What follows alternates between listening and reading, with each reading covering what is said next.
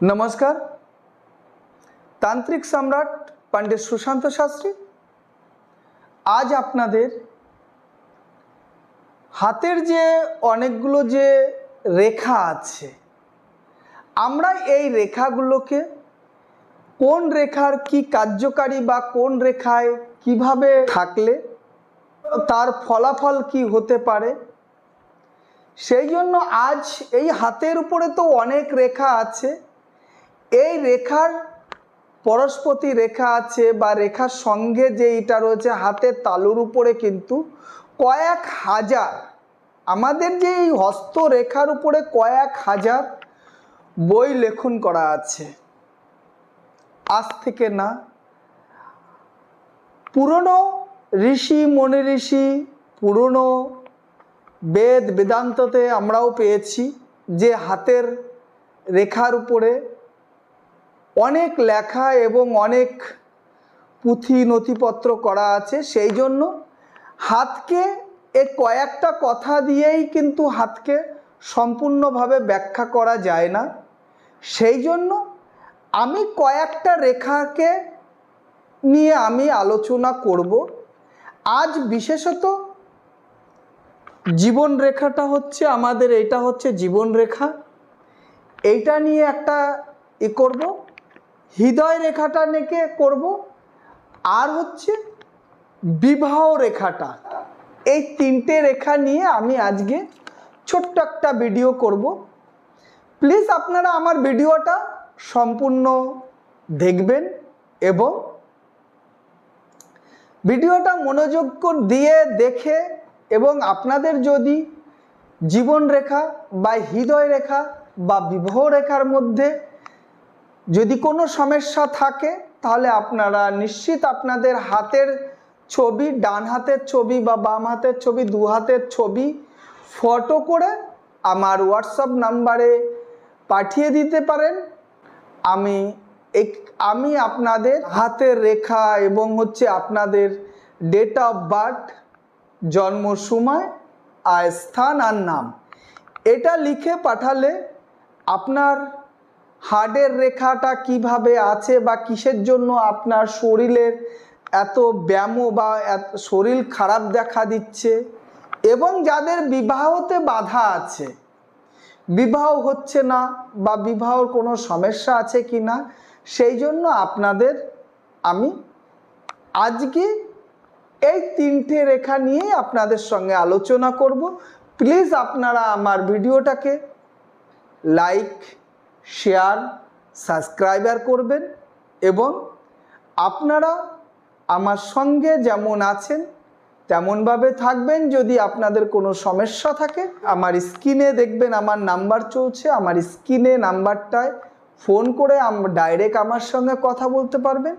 আমি যদি ব্যস্ত থাকি তাহলে আমার স্টাফরা আছে, তারা আমার স্টাফরা ধরে এবং স্টাফরা যখন দেখে আমি একটু ফ্রি আছি আমাকে সেই নাম্বারটা ধরিয়ে দেয়, আমি তখন আর কি তার সঙ্গে কথা বলে নিই। আজকে যাই হোক, আপনার লাইফ রেখাটাকে নিয়ে যে আমাদের হাতের যে এই যে রেখাটা, এটা হচ্ছে লাইফ রেখা বলা হয়। এই লাইফ রেখাটাকে নিয়ে আমরা কিছু আলোচনা করছি। আজকে দেখবেন যে আমরা এই লাইফ রেখাটাকে হচ্ছে স্বচ্ছ বা সচ্ছলভাবে যদি লাইফ রেখাটা থাকে তাহলে আমরা 84 বছর ধরে নিই। 84 বছর আমাদের একটা গড় আয়ু আমরা ধরে নিই। এই 84 বছরে এর মধ্যে দেখবেন পরস্পতি রেখা আছে, এই রেখাটার মধ্যে সাপোর্টিং রেখা আছে এবং এই রেখার মধ্যে অনেক ভাঙন আছে।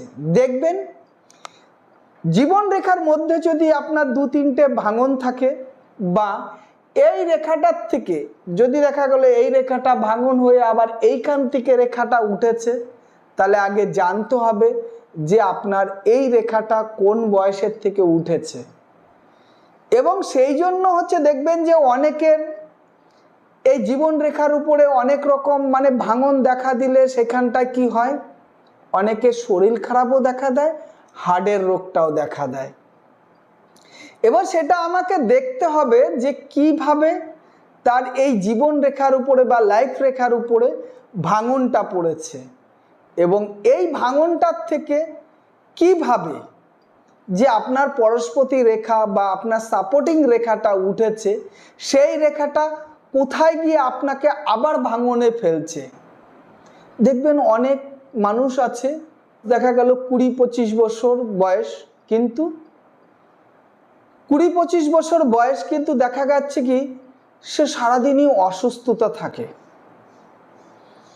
এবং দেখা গেল কি এই লাইফ রেখার উপরেই দেখা গেল কি হৃদয় রেখা যেটা রয়েছে, এই লাইফ রেখাটা হচ্ছে এই মিডিল পজিশন থেকে ভেঙে হৃদয় রেখাকে টাচ করে দিয়েছে। তখন দেখবেন এই ভাঙনটা বয়সটা যদি আপনার 28-30-এ পড়ে, তাহলে সেই সময় আপনার কোনো দুর্ঘটনার সম্ভাবনা রয়েছে। সেই জন্য হচ্ছে আপনারা কোনো একটা ভালো জ্যোতিষীকে আপনারা দেখিয়ে নেবেন।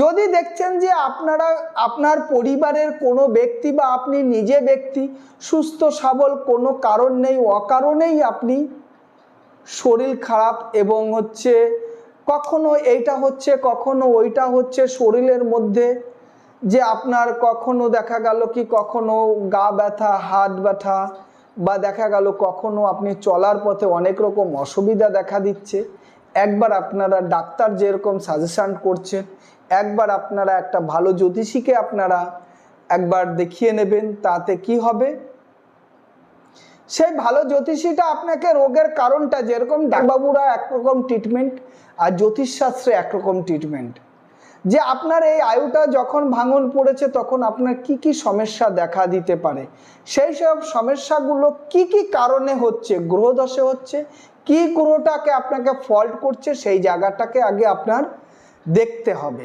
দেখার পরে সেই গ্রহের হচ্ছে সেই টিপসটা যদি নিতে পারেন তাহলে নিশ্চিত ভালো হবে। আপনাদের একটা জিনিস আর কি আপনারা বলে দিচ্ছি, একটা ছোট্ট একটা টিপস দিয়ে দিচ্ছি। যদি আপনাদের জীবন রেখার উপরে ভাঙন থাকে তাহলে জলটাকে আপনারা বেশি সেবন করবেন, এবং পুকুরে যদি আপনারা পুকুর বা নদী বা গঙ্গা যদি স্নান করতে পারেন, সাঁতার কেটে যদি করতে পারেন তাহলে খুব ভালো। সেই জন্য আপনাদের জীবন রেখার উপরে, লাইফ রেখার উপরে যদি কোনো ভাঙন বা কোনো যদি দেখা গেল কি অনেক সময় দেখা যায় কি লাইফ রেখাটা একদম সুন্দর আছে কিন্তু তবুও শরীর খারাপ দেখা যাচ্ছে, দেখবেন লাইফ রেখার উপরে এরকম ক্রস ক্রস চিহ্ন আসে, যে শুক্রের থেকে বেরিয়ে চন্দ্রের দিকে ক্রস ক্রস লাইন গেছে, সেইগুলোতেই জানবেন সেই সময়গুলোতে আপনার শরীর খারাপ দেখা দেবে, ছোটোখাটো অ্যাক্সিডেন্ট দেখা দেবে।